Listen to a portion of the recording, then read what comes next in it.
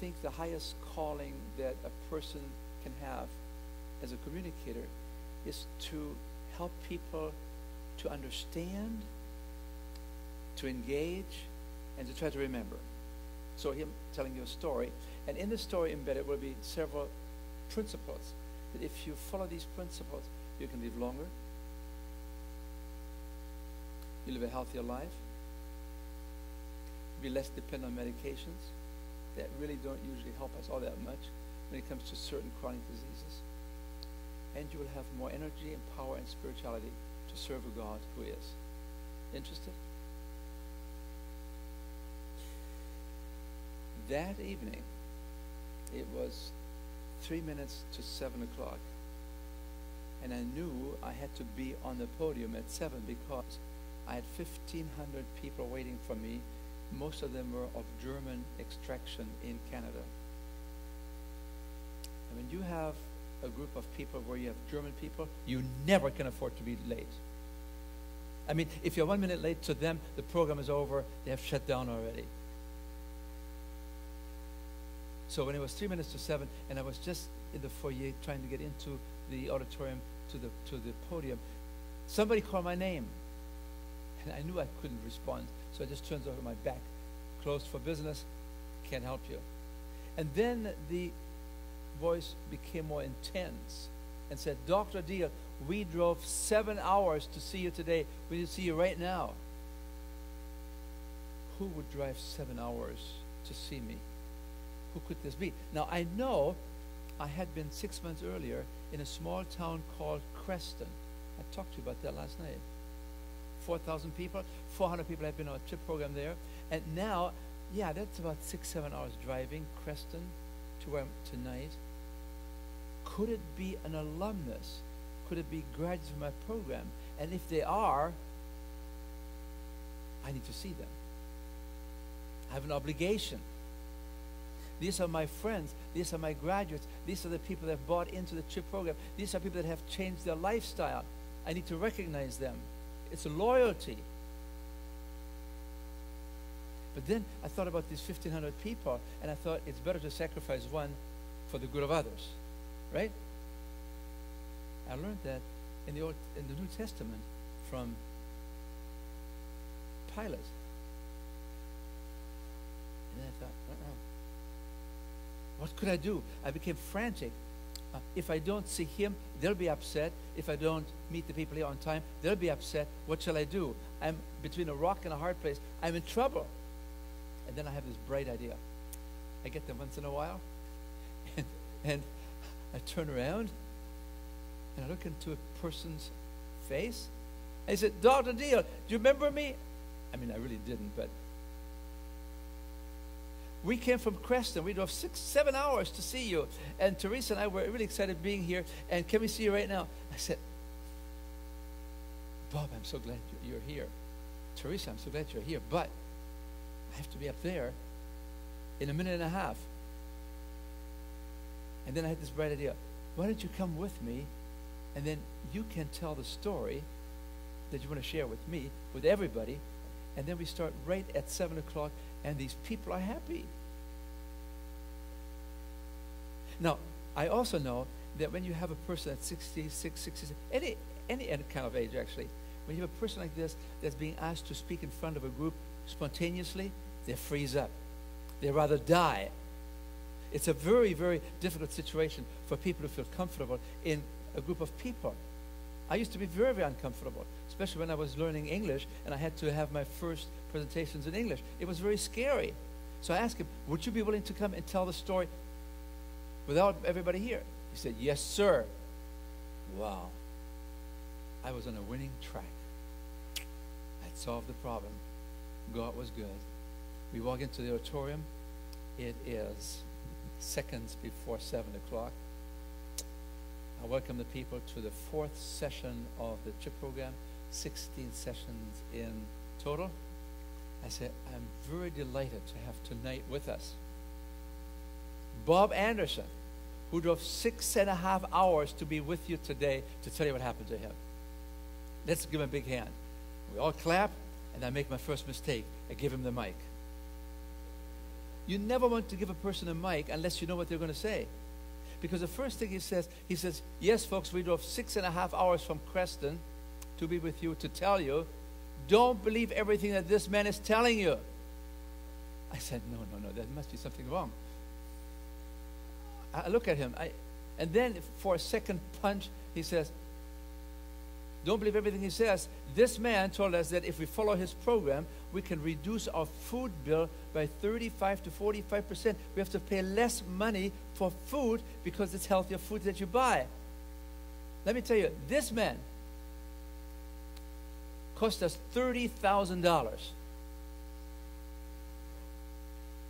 And I thought, how can I get that microphone away from him? He's destroying this whole program. This is only the 4th session, and he's giving such bad news. There's something wrong with this man here.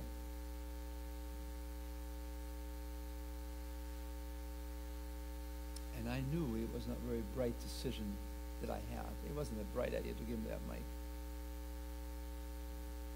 My program was on a chopping block because I didn't do my homework. You always first find out, what is this person going to say? Now, I need to tell you something about, in terms of background to the story. The CHIP program is a program that measures all the different biometrics, indicators of health and disease beforehand, and then 4 weeks or 8 weeks later, depending how long the program is, we measure everything again so that we have a pretty good idea, do people really clinically respond to the change that they make in their lifestyles? Do the cholesterol numbers really come down?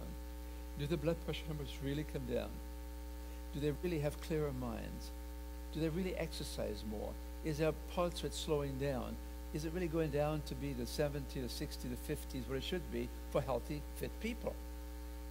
If you would take your pulse today, you probably have 70 to 80, unless you're really an exerciser. So we can measure these kind of things. And so that's what we do. And then also, I'm a gradualist. I'm progressive. I'm not a person that says, as of tomorrow, you need to let go of all, you have to clean your pantry out. You get all the junk out, all the fats and oils and sugar, everything has to go, and cut back on that salt. You cannot have this anymore. If you want to be healthy, get it out. I'm going to do not to be a dogmatic person, sort of a radical. It says, as of tomorrow, otherwise,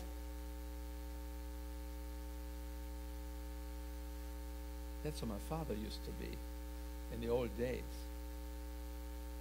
German disciplinarians. They've changed. So I'm a kind of person that introduces concepts and tries to education to help people to change what's up here. Because here is where you interpret the taste of food. It's up here. It's not here. Here, you pick it up for the first time, but then in a second, it is being interpreted by your brain. When you smell, when you see, all of these things work together to create the taste interpretation. And so I have learned over the years that when it comes to lifestyle changes, they always have to come from within. You cannot dictate people how to eat and how to live and how many hours to sleep. You cannot. Your physician cannot do that either. He might give you very earnest recommendations, but unless you really buy into it, I'm changing doctors. I don't like him. He puts all these demands on me.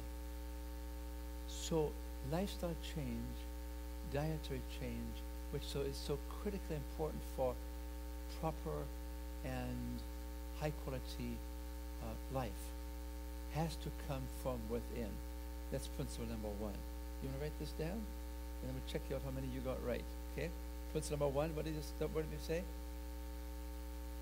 Lifestyle change has to come from within. You cannot dictate lifestyles and habit patterns.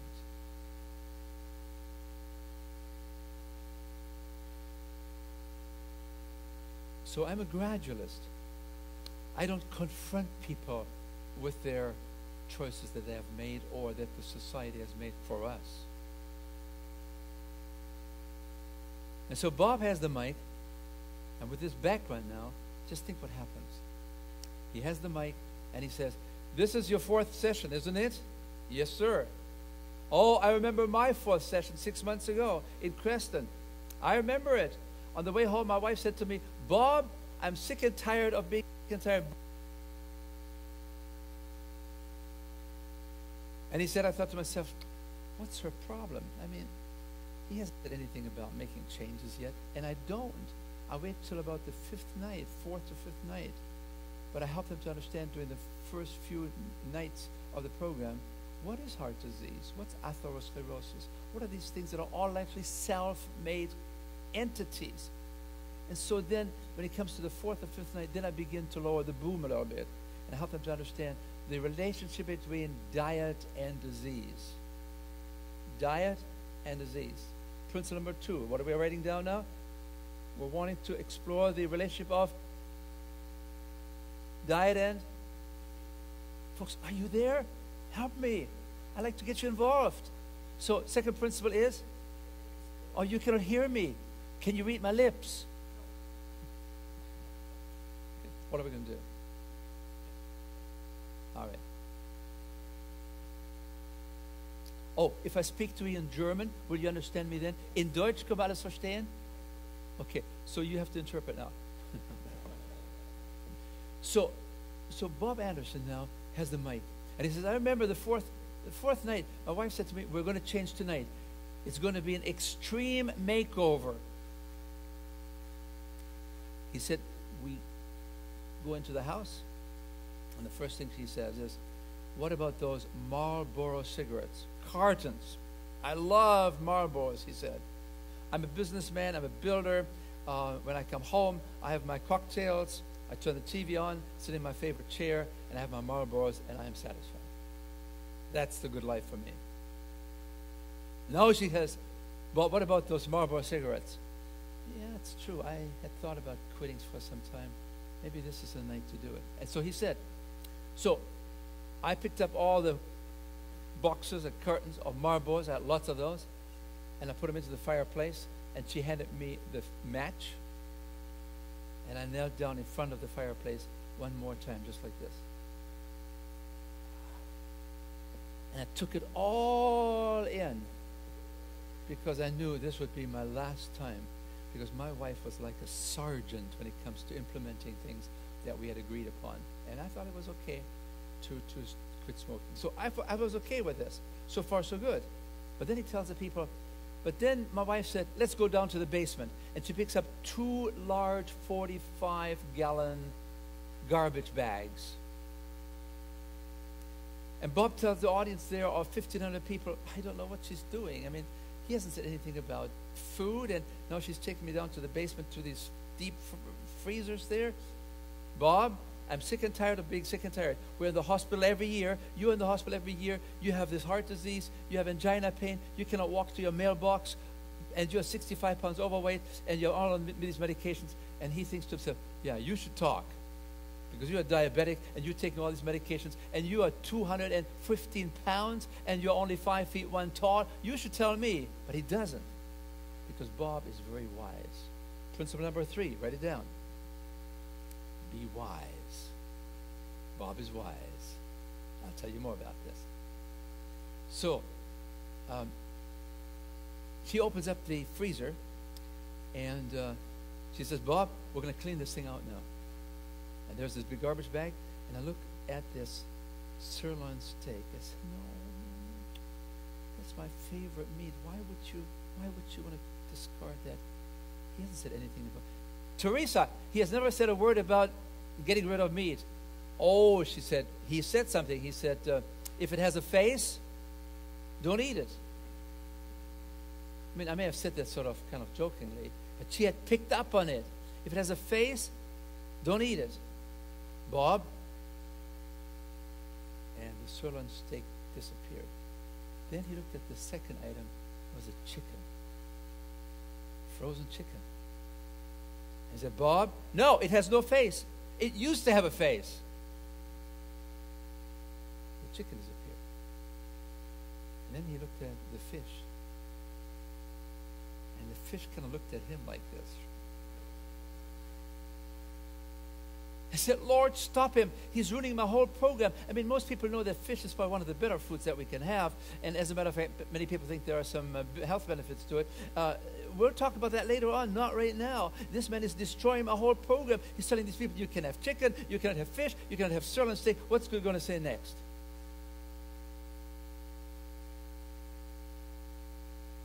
And I was getting increasingly anxious. And I said, Lord, send an earthquake to stop this microphone.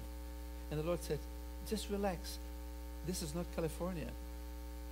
We don't have earthquakes in Canada. I said, Lord, let a transformer blow so the electricity goes dead and this microphone goes dead. This man is destroying my program. This is my second program of chip I've ever done.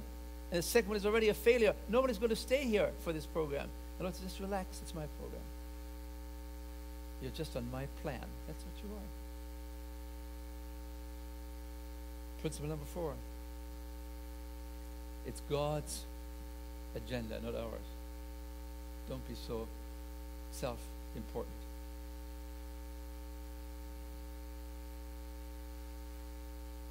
When they're finished,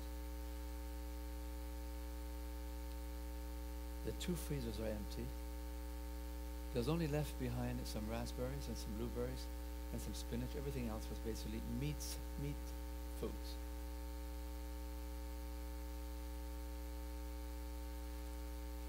And then Teresa, she leaves the 2 bags there, and she goes upstairs. She has another bag, and he tells the people. And then we go up to the kitchen, and she says, Bob, I'm sick and tired of being sick and tired. I don't want to be a widow. We're going to make some changes. You are a cardiac cripple. We're going to turn these things around. It's an extreme makeover. We're going to change our lifestyle because that can reverse the disease process. That's what the doctor told us.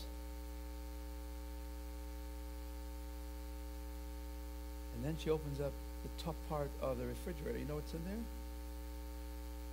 Haagen-Dazs ice cream. I mean, that's his favorite ice cream. He says, oh no.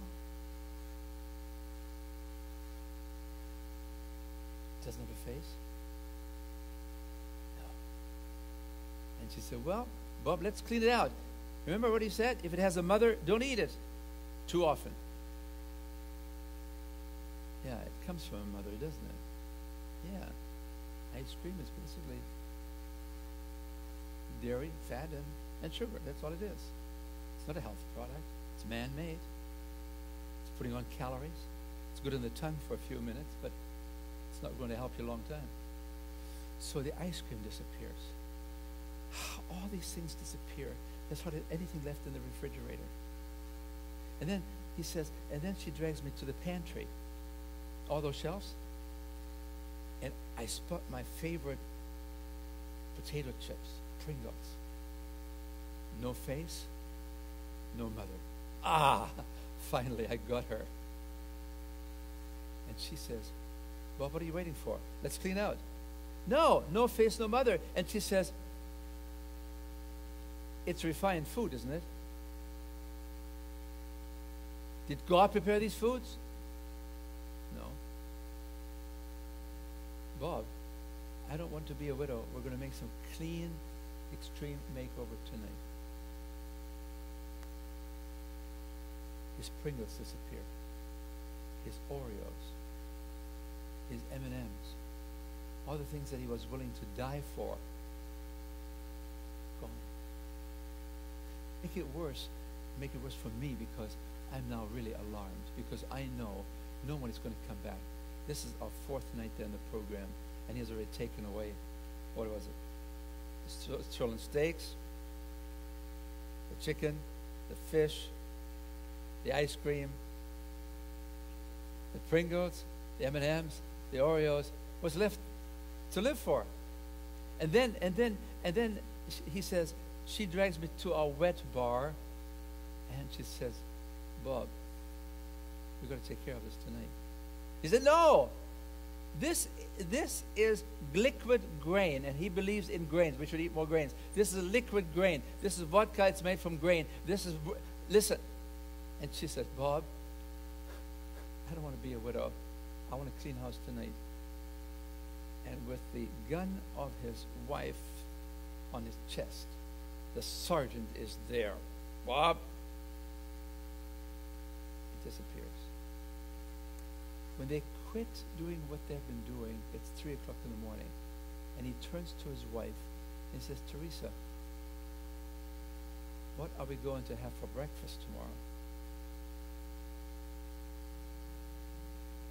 Did you get it? It's all gone. That's point number 5. What do you have in your house? What do you have on your pantry shelf? What do you have in your freezers?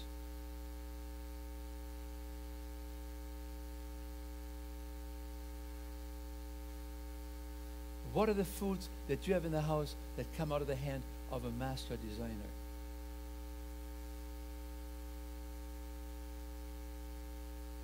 Are you like most Americans? They largely have foods with nutrition labels.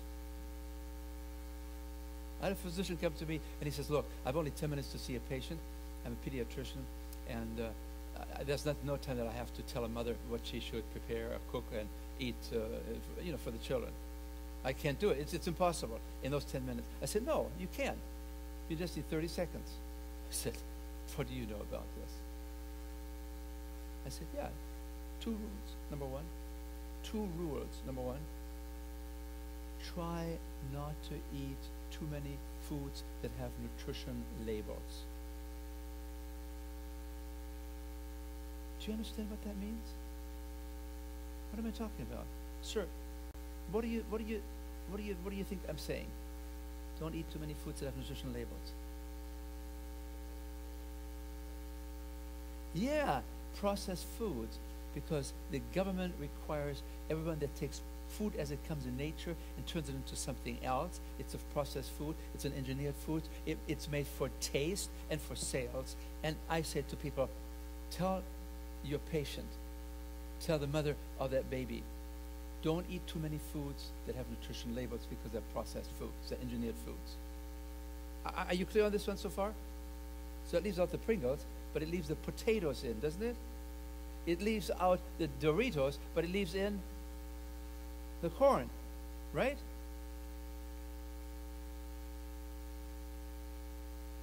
And then I said the second principle is be careful with foods that have warning labels. If you go to the meat counter, there will always be a sign, be careful, chicken, wash your chicken very well, wash the deck because of salmonella and all kinds of things. They're warning labels. I said, don't use foods too often that have warning labels on them. Are you with me? What are we summarizing now? You should eat what? What's number 5, number 6? What should we eat more? If you cut back on engineered foods and you cut back on meat substances, what should you eat? Is there anything left to eat? Yes. Fruits, vegetables, whole grains, legumes, some nuts and avocados. Again. And that's number 7. Okay, what shall we eat? Number 1, fruits, vegetables, whole grains, legumes. What are legumes? Yeah, beans. There are 50 kind of different beans that we have in lentils. Excellent food. Some of the finest foods you can ever eat, nutritionally speaking, right? And then the other one was eat some nuts and some avocados. Cut back on sugars and fats and oil and salt and these kind of things, because they were not coming out of the hand of a master designer. They respond only to a perverted appetite.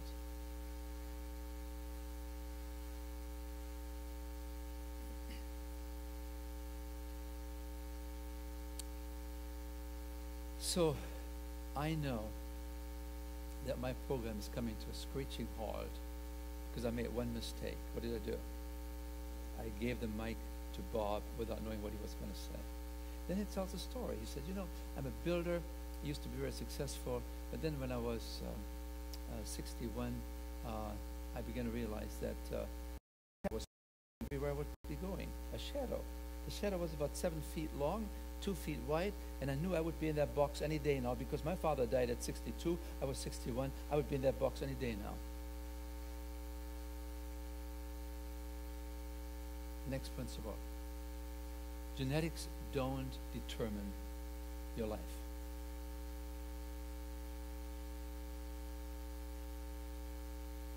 Just because your father died at 62 doesn't mean you have to die at 62.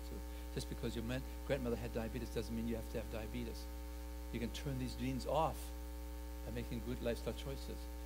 The genes don't determine how long you live and the disease that you get, by and large. New concepts called epigenetics.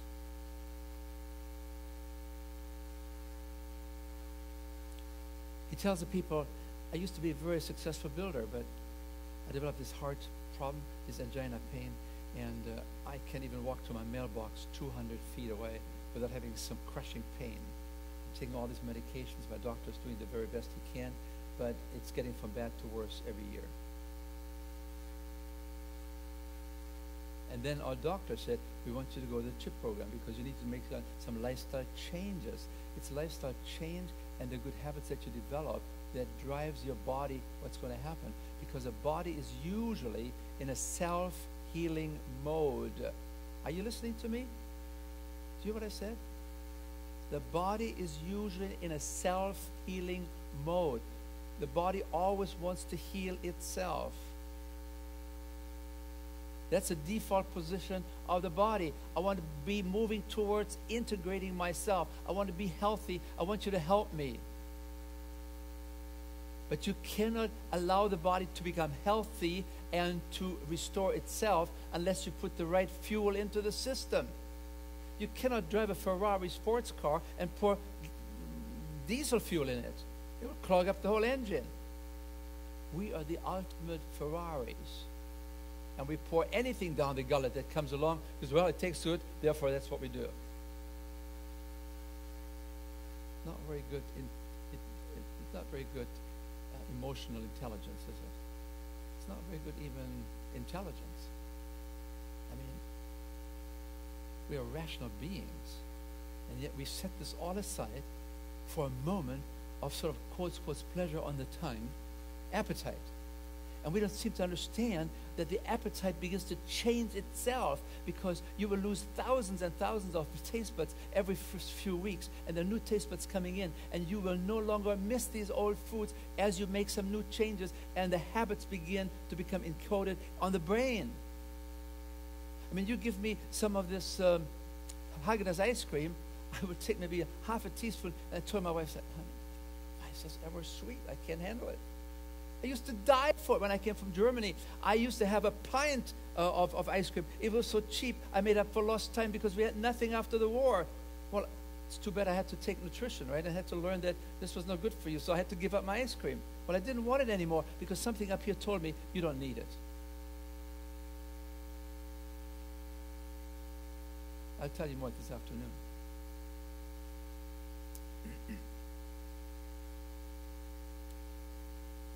So, Bob is telling them his story.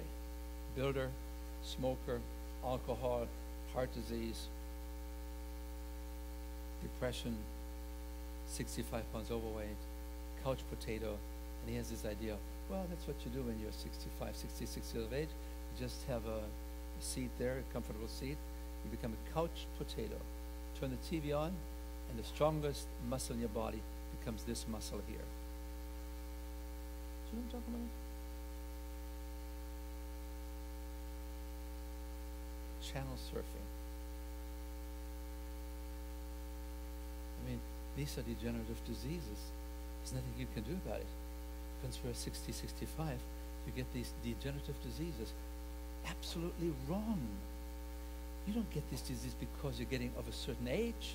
It's because the accumulation of what you have done, what the culture has done to us, in feeding us concepts and lifestyle aspects that are now accumulating, and they become stronger and stronger and stronger. So Americans most of the time begin to die at 50, thereabouts. They have their first indication from the doctors. High cholesterol, need to be on medication.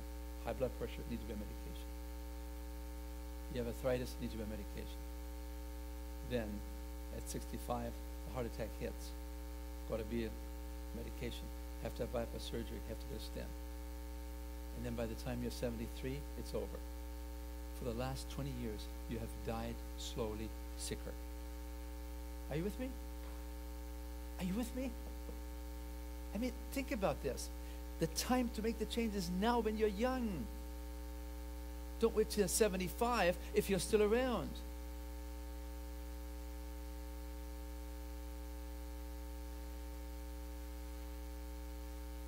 As Bob tells a story to these people, I'm looking at my watch. He already talked for 35 minutes. I have to give this big lecture. Tonight is going to talk about diet and disease. There's a direct relationship there.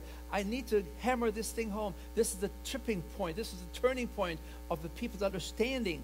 I need to have this time. And he's waxing eloquently. I thought he would take 2 or 3 minutes. I made a mistake, 2 mistakes. First mistake, I gave him. Second mistake, I didn't tell him you got 5 minutes. And he is in his glory. And I'm thinking about my wife. I better call her up tonight. I'm probably coming home in a few days because I made 2 mistakes and the people are no longer coming back. He turned them all off. Bob and Teresa, actually, when the results came out 4 weeks later, they were the stars of the program. Why did this become the star of the program? Because they started right away. Start early. Flywheel fashion. Go as fast as you can. Flywheel fashion. Start early, start rapidly, intensely. Don't push aside, well, I might be doing this in a few weeks. I'll make another lecture or something in about a few weeks. No, flywheel. Go fast. They did. All the others, I introduced them graduate to the program, I thought, right? Because I'm a gradualist. I'm a progressive person. This couple did it right there, immediately on the 4th night of the program. And because of that, they had the biggest results. Next point, I equals O. Input equals output. The more you put into the system, the faster it gives you the clinical results that you want. And your diabetes, your angina pain becomes directly diminishing in response to what you're willing to do for yourself. So he's doing really, really well. And so when the program is over, they're the big stars. Everybody celebrates them. And, Teresa says, you see, Bob, I told you. Listen to your wife. That's the next principle. Listen to your wife. Okay? All right. Oh, thank you. You have to give it, repeat this one more time. Okay. So the next thing that happens is he says to his wife, I'm feeling better, actually. Maybe I can do some walking now. I don't have the chest pain anymore. There's still some dull chest pain there, but maybe as the blood gets thinner, it gets through these narrowed arteries easier, and it can bring the oxygen so you don't have to worry about angina pain. So they begin to walk. They walk 5 minutes in the morning, 10 minutes, 15 minutes, 20 minutes, 30 minutes, 40 minutes, 45 minutes, 60 minutes. Progressive fitness program. Okay.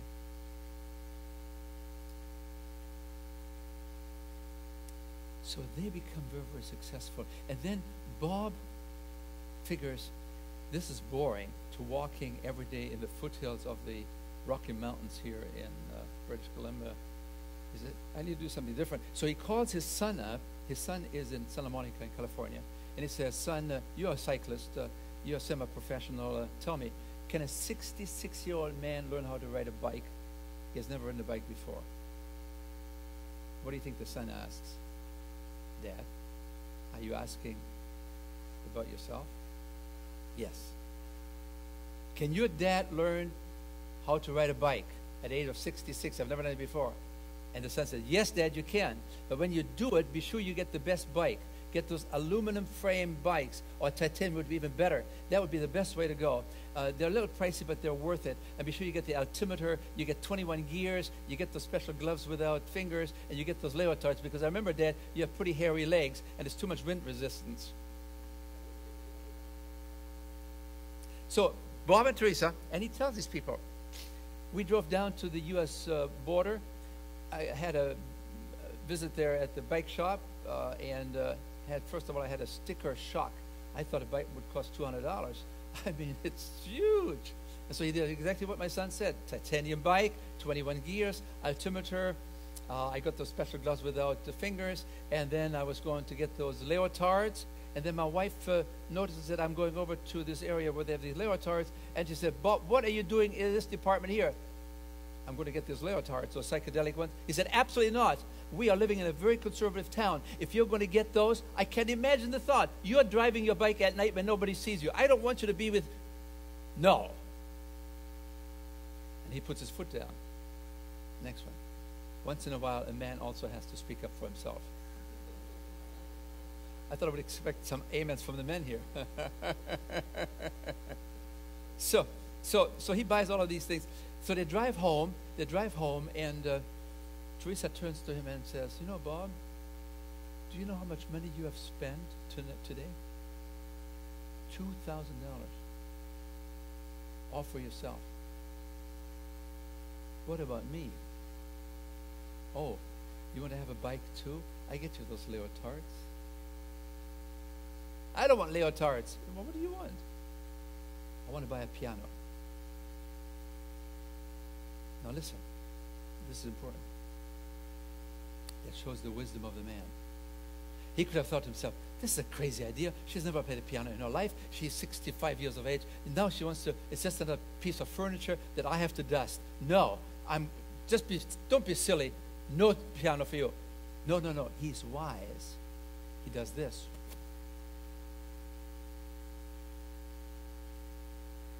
Instead of arguing, he negotiates. Negotiation, not arguments. But I'm telling you, folks, it can't save your marriages. Listen to this. I said to him, he says to people, I told my wife, so you want to buy a piano. I didn't put her down over this crazy idea. I said, that is very interesting. That's the magic phrase. That's very interesting because now it opens up discussion, right? Not, you're all wet. No, that's very interesting. What do you have in mind? What do you want to do? You want to buy, does it have to be a grand piano? No. An upright? Yeah, an upright would be all right. He figures, I'm saving money. It's just an upright now. Okay? So then he says, well, what kind of an upright do you really think of? Does it have to be a new one or a used one? No, she says, a used one is fine.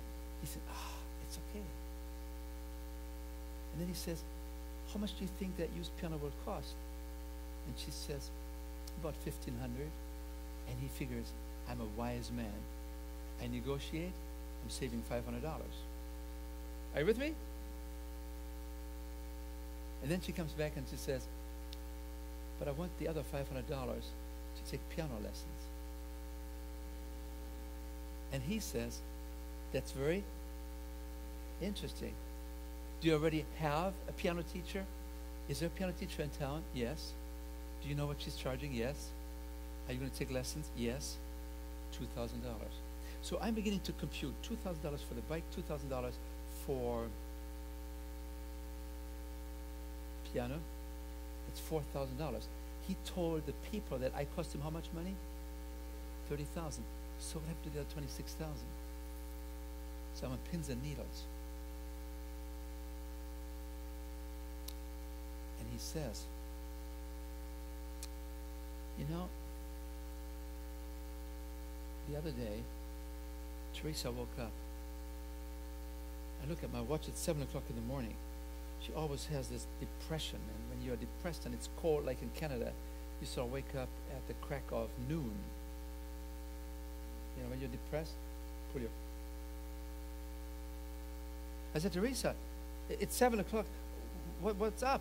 And she says, Bob, I've been doing some thinking. And he says, oh, that's good. Yeah, that's interesting. What do you have in mind? And she says, Bob, you know, we have the money. We've been driving this old jalopy of a car. I'm actually ashamed that we never replaced that old car.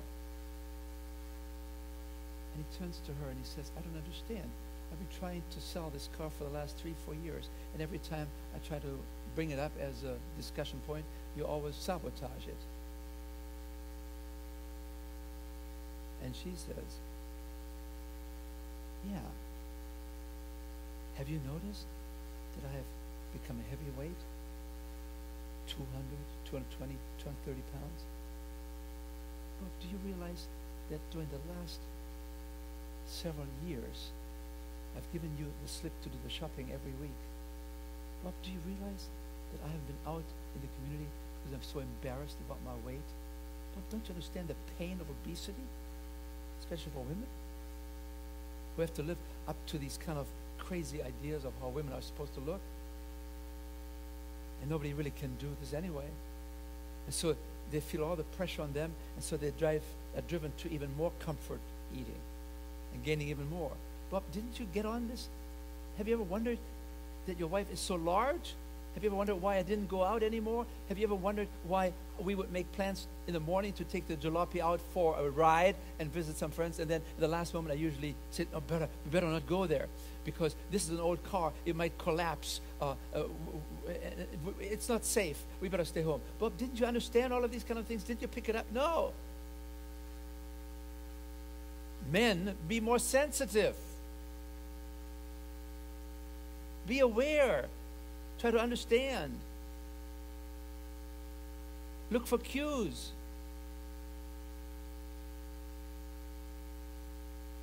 I see.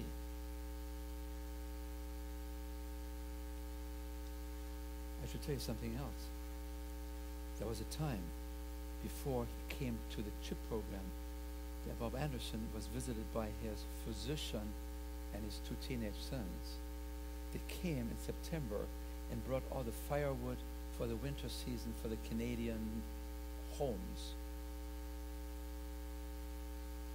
It became the darkest day of his adult life, because when you're a self-made businessman like Bob was, and all of a sudden he realizes now his physician has to bring him the firewood for the season. He's no longer in charge of his life. He has to depend on his doctor and his kids to help him.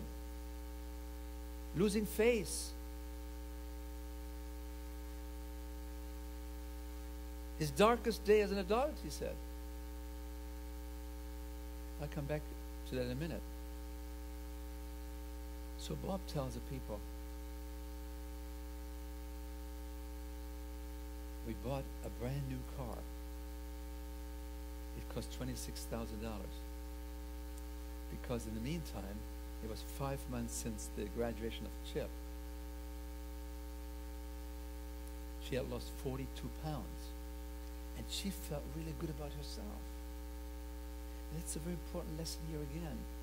Once you make lifestyle changes and you bring yourself in harmony with the code of nature, you begin to feel empowered. You feel stronger. You feel better. You feel you can do anything you want to do.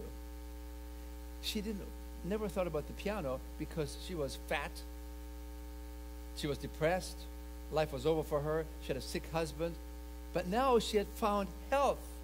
And now the dreams began to be generated again. Maybe I can have a piano. I always want to learn to play the piano. And she begins to take piano lessons. And she tells the people that. And the people are excited. In the meantime, he has talked for 1 hour and 5 minutes. My time is gone. I have no time to give this very, very important lecture of the evening. I'm totally distressed. I know it's going to be a failure. No one is going to come back because this man has taken everything out of context, and instead of being a gradualist like I am, really helping people gradually to make those changes. They have to come from within, remember? He just hammers them.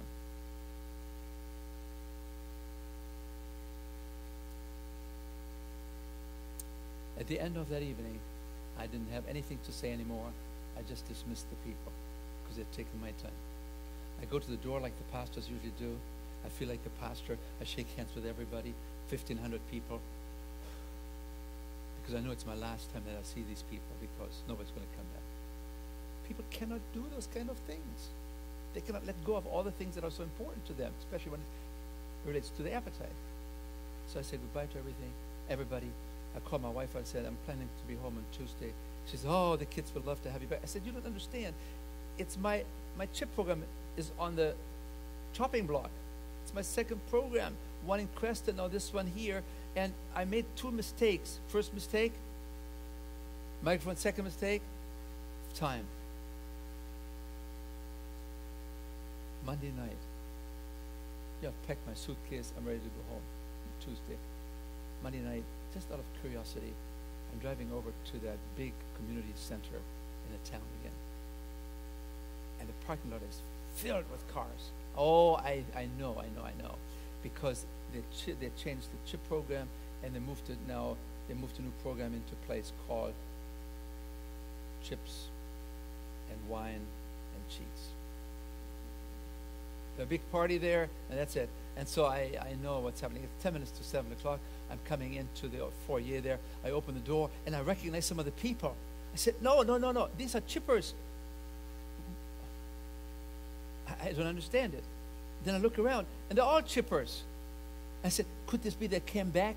And I dashed to my car. I get my computer out. I combine lecture number 4, which I missed, into number 5.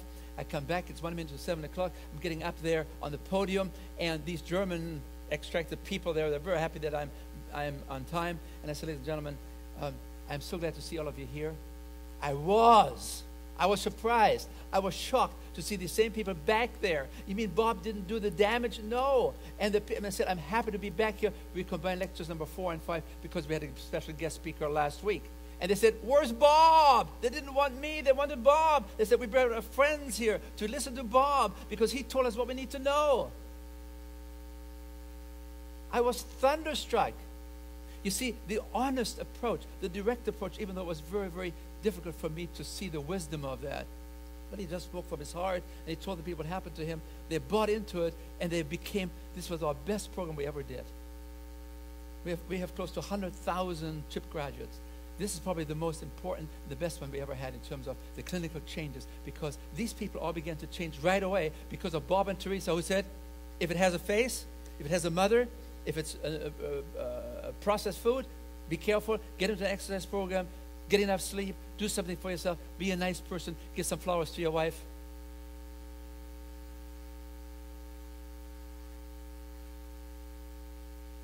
Amazing.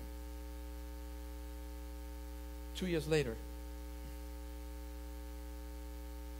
I get a phone call from Bob. And Bob says, Dr. Diehl, do you remember my worst day of my life as an adult? Yes. I want you to know, I'm working on building my physician's new house. He couldn't do it 6, 7 years earlier. He had to retire from building. He had made some lifestyle changes. Now he's building again. He said, actually, the teenagers, they do all the hard lifting, but I'm the boss. I tell them what to do. And he said, there's one more thing I want you to know. I've forgotten to tell you, last year, I made a big decision. Here's what happened. Bob, after finishing the chip program, became so enthusiastic about his bicycle riding that he went to his physician and he said, can you monitor me? Because I'm told that I can reverse my heart disease. These arteries will open up gradually again, and I have much less angina. It's virtually gone. Is there anything that's really happening? Can you monitor me? And he says, yes, I will. 2 years later, the cardiologist gives him clearance. He can do anything physically that he wants to do. I can ride my bike anywhere I want to ride. Yes, sir. I can ride it from my hometown on the West Coast to Ottawa, the capital, which is, let me see,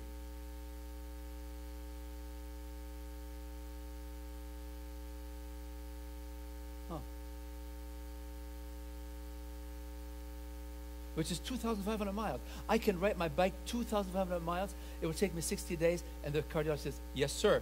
You have clearance. You passed the treadmill test. You're doing fine. It's amazing what you've done. You can indeed, you have been lucky. You were able to reverse this disease. You open up these coronary arteries.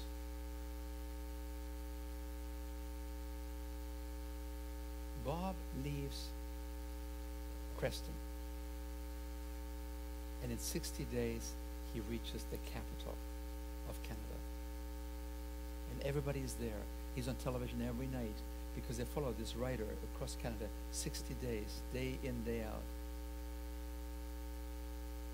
And when he started the journey, his physician friend, Dr. Kettner, was right there. Remember? He was also the lay minister of the local church there. And he had 60 church members there. And as they could say goodbye to him and his wife for this big journey across Canada, Dr. Kettner gives them a special box.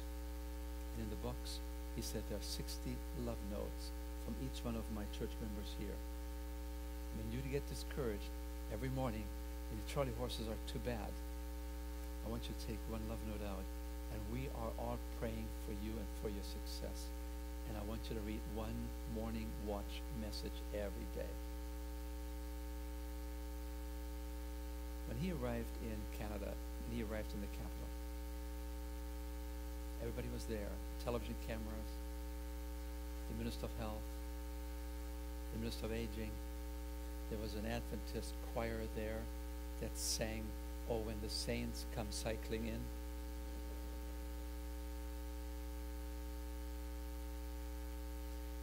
It was that kind of a love that he felt, that kind of a support that he felt from these 60 love notes that sustained him on this journey. And it was that kind of love expressed that broke his heart. And he called me and he said, I found Jesus. I belong to him.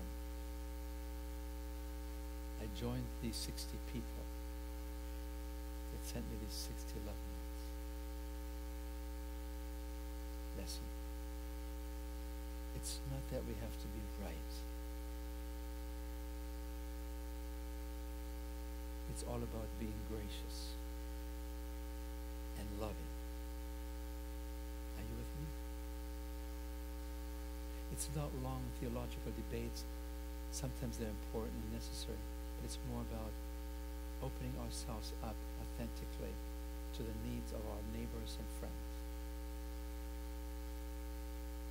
And writing love notes.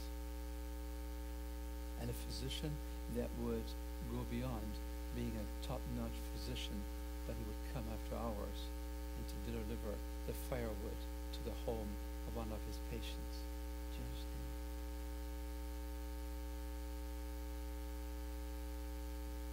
I got a message 5 years ago. Bob had passed away. Teresa told me, she said, before he passed away, he said, be sure you call Hans and tell him, because of the CHIP program, I got 20 more years. And of the 20 years, 18 were very, very good years.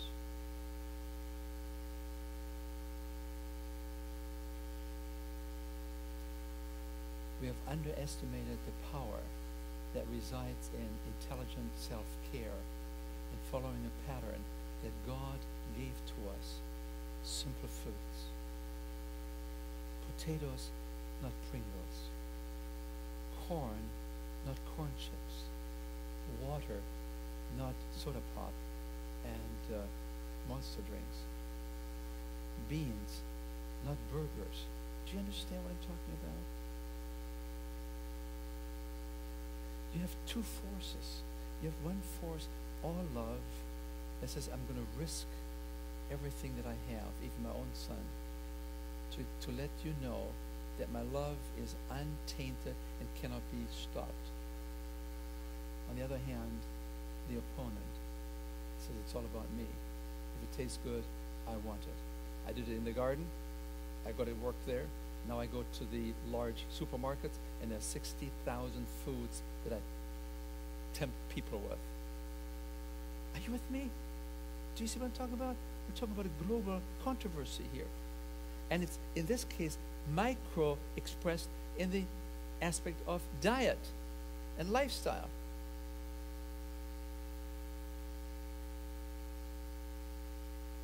Bob passed away, and he said, tell Hans, 18 really good years, 2 more years, and then he passed away. But he told her, give him a call and tell him, I look for him in the morning. Shall we pray? Almighty God, all gracious Savior, Holy Spirit, we entrust ourselves to you and to the plans that you have for us and for this church. Help us to see and to do. And we know that the power will be ours because we cannot fail, because you are on our side. In the name of Jesus.